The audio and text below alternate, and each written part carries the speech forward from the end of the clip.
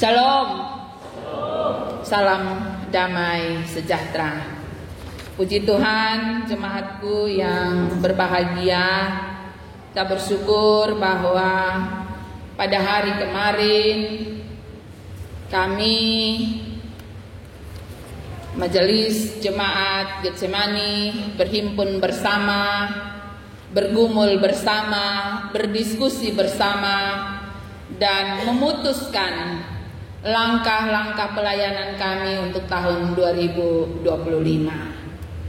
Tentu dengan dirumuskannya dan diputuskan secara bersama-sama apa yang mesti kita lakukan di tahun 2025 akan sungguh sangat menolong kita, sehingga kita tahu ke arah dan bagaimana kita akan berjalan bersama-sama dengan jemaat Tuhan.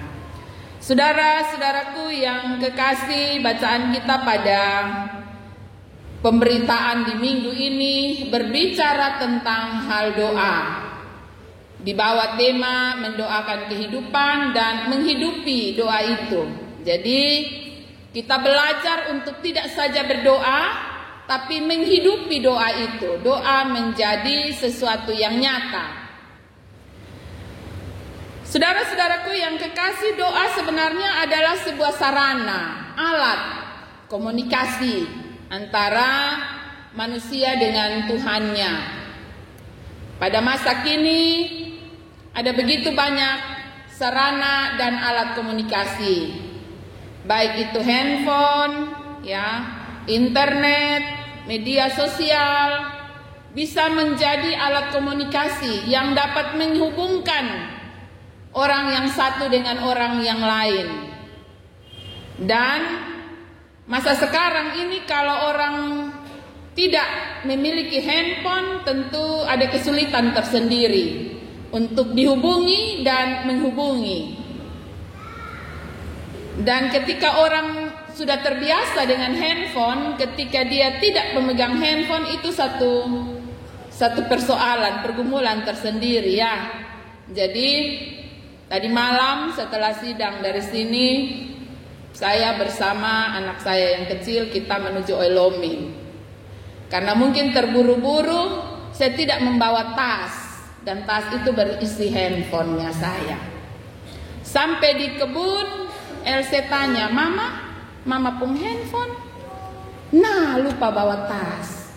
Dan akhirnya kami tidur lebih awal, lebih seduh. Karena tidak ada yang bisa dipakai untuk pegang, bermain, mau menonton hiburan dan lain sebagainya, tidak ada. Maka kami tidur lebih awal. Ini menjadi sebuah pengalaman tersendiri ketika saya merenungkan bagian firman Tuhan ini. Ini berarti bahwa sekarang ini hidup kita seolah-olah begitu tergantung dengan handphone.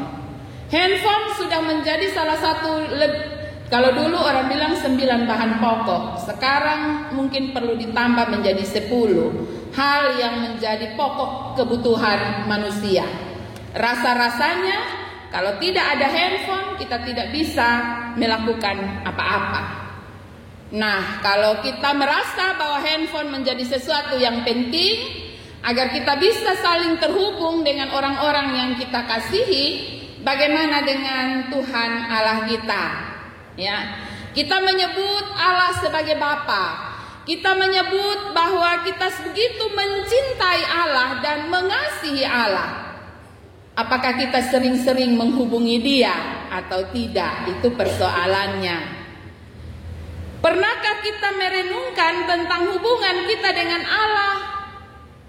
Sebenarnya sama pentingnya dengan hubungan kita dengan orang-orang yang kita kasihi. Kalau ponsel dapat menghubungkan kita dengan sesama, dengan orang yang kita kasihi, maka demikian juga doa sebenarnya menjadi sarana atau alat yang penting juga bagi kita untuk berkomunikasi dengan Tuhan. Doa akan menolong kita untuk mendapatkan kekuatan baru. Doa akan menolong kita untuk memiliki kemampuan baru. Doa juga akan menolong kita untuk mendapatkan bimbingan. Kekasih Tuhan sekalian, Beberapa kali Lukas mencatat tentang hal berdoa yang dilakukan oleh Yesus. Yesus ternyata bukan saja mengajarkan bagaimana berdoa dan formulasi berdoa, tapi Yesus memberi contoh dan keteladanan di dalam hal berdoa. Injil Lukas mencatat dalam pasal 3 ayat 21 dikatakan Yesus berdoa setelah dibaptis. Pasal 5 ayat 16 dikatakan bahwa Yesus pergi ke tempat sunyi untuk berdoa. Pasal 6 ayat 12 mengatakan semalam-malaman Yesus berdoa. Pasal 9 ayat 18 mengatakan bahwa Yesus berdoa seorang diri. Pasal 9 ayat 28 dan 29 mengatakan bahwa Yesus naik ke atas gunung untuk berdoa. Dan bacaan kita pasal 11 ayat 1 mengatakan pada suatu kali Yesus sedang berdoa. Ini mau menyampaikan pesan yang kuat kepada saya dan saudara, bahwa ternyata bagi Yesus doa adalah hal yang penting untuk menghubungkan dia dengan Allah Sang Bapa. Saudara-saudaraku yang kekasih, Yesus juga tidak saja mengajarkan tentang bagaimana berdoa, tapi Yesus juga mendorong para muridnya untuk tidak boleh jemu-jemu, tidak boleh bosan-bosan, tidak boleh berhenti dalam hal berdoa. Berdoa mestinya dilakukan dengan sebuah ketekunan dan sebuah kegigihan. Karena itu Yesus memberi contoh dalam perumpamaan yang kita baca dalam pasal ini. Contohnya dia mengatakan ada orang yang sudah tidur. Ceritanya dia di depan rumah, dia sudah tidur sono. Anak-anaknya sudah tidur, rumahnya sudah tertutup. Tetapi ada seorang sahabatnya yang datang dan mengetuk pintu, meminta pertolongan. Bahwa di rumahnya ia kedatangan tamu dan ia tidak punya persediaan apa-apa. Karena itu ia datang dan meminta kepada sahabatnya yang tidur sono, rumah suka tutup, pintu suka tutup. Dan Yesus mengatakan, karena sahabatnya yang tidak malu-malu itu, dia berani untuk mengetuk pintu rumah orang yang sudah terkunci, orang yang sudah tertidur. Dan karena kegigihannya itu, maka sahabatnya walaupun susonuju tetap pasti akan bangun. Mungkin dia marah-marah, mungkin dengan jengkel, tapi dia tetap bangun dan memberikan apa yang menjadi kebutuhan dari sahabatnya. Maksud dari perumpamaan ini, Yesus mau menyampaikan bahwa demikian juga dengan hal berdoa.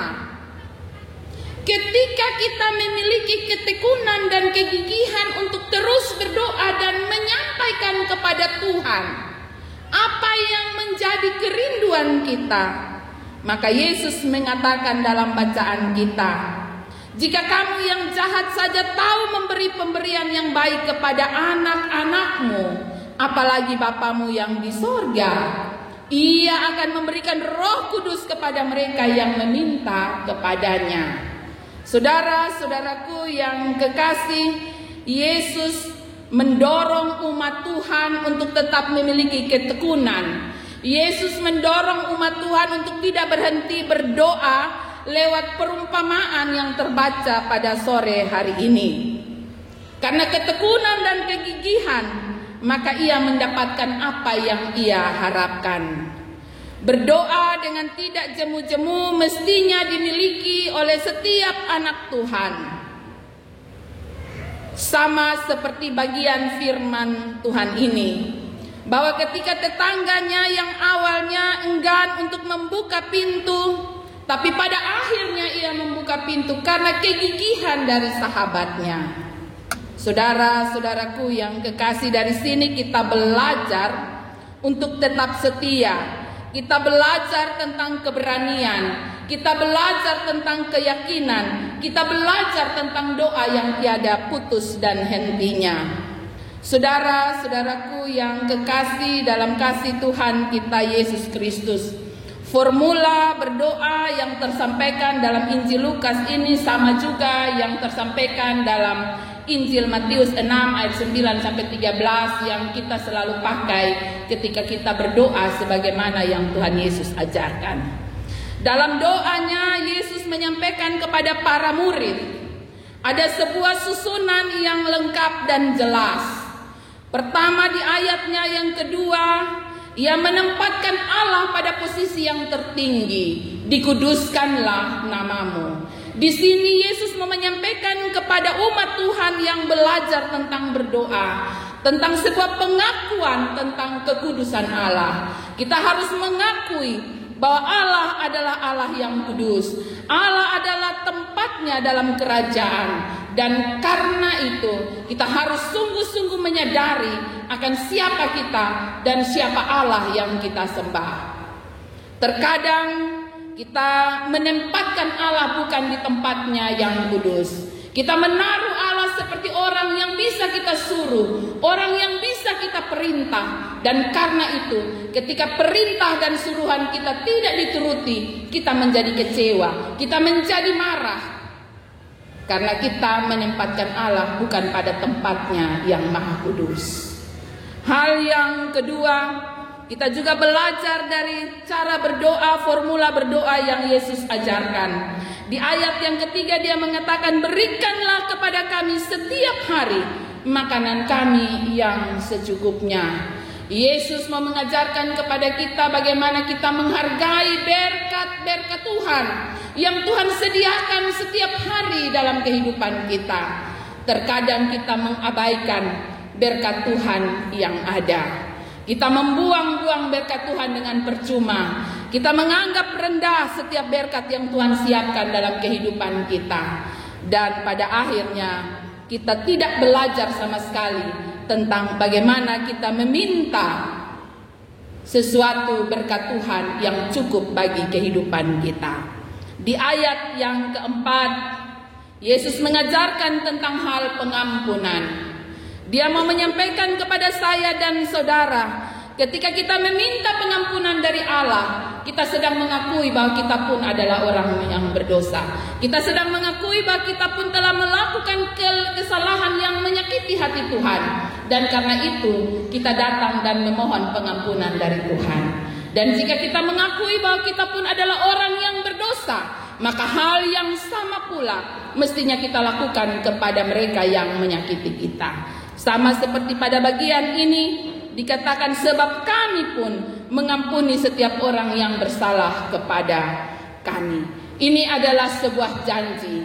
Ketika kita melakukan pengakuan di hadapan Allah bahwa kita pun orang yang berdosa dan memohon belas kasihan serta pengampunan dari Tuhan, maka hal yang sama pun mestinya diberlakukan dalam hidup kita. Kita pun harus memiliki kemampuan untuk saling mengampuni seorang akan yang lain. Dan di bagian ayat yang keempat, bagian terakhir, dan janganlah membawa kami ke dalam pencobaan. Kekasih Tuhan sekalian, di sini dalam doa ini Yesus mau mengajarkan kepada kita bahwa di sepanjang perjalanan hidup kita, seringkali kita harus berhadapan dengan tantangan, pergumulan, persoalan, dan masalah. Tapi Yesus mau menyatakan kepada saya dan saudara, untuk ketika kita memiliki iman yang sungguh kepada Tuhan, ketika kita memiliki roh takut Tuhan, maka kita akan memiliki kemampuan untuk menahan diri, keberanian untuk mengatakan tidak, agar kita tidak terbawa ke dalam pencobaan-pencobaan. Karena kita sadari bahwa kedagingan kita adalah kelemahan kita.